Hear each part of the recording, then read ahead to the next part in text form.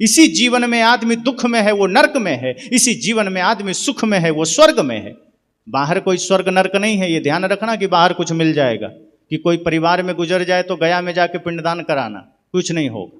सदगुरु कबीर कहते हैं अंतिम संस्कार नाम है, अंतिम संस्कार हो गया, सब क्रिया हो गई, उसके बाद कुछ नहीं होता। जीते जी अगर कुछ किया तो समझो उसके निमित्त हुआ, मरने के बाद कुछ नहीं होगा।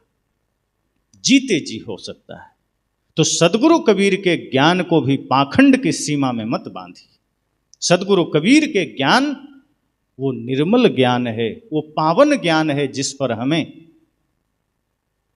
चलना है, जिसे जीवन में उतारना है, जिस पर हमें आगे बढ़ना है।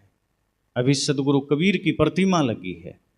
जिस दिन सदगुरु कबीर का ज्ञान आपके आचरण में उतर जाएगा, फिर आप देखोगे कि आपके हृदय में सदा कबीर साहब विराजमान है। सदगुरु कबीर वैसे भी प्रतिमाओं में नहीं होते, वो प्रतीक मात्र है।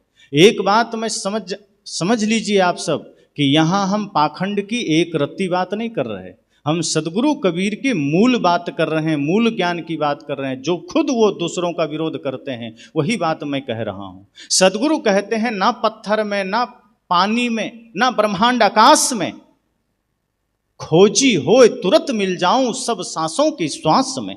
इसलिए मैं कहता हूं कि इस चित्र में भी कबीर साहब नहीं है। तो फिर लोग कहेंगे तो लगाते क्यों हैं?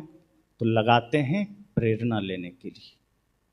प्रतीक मात्र है, चित्र प्रतीक हुआ करते हैं, और चित्र इसलिए लगाए जाते हैं क्योंकि उसके पीछे उनका महान चरित्र खड़ा होता है। हर किसी का चित्र नहीं बनता।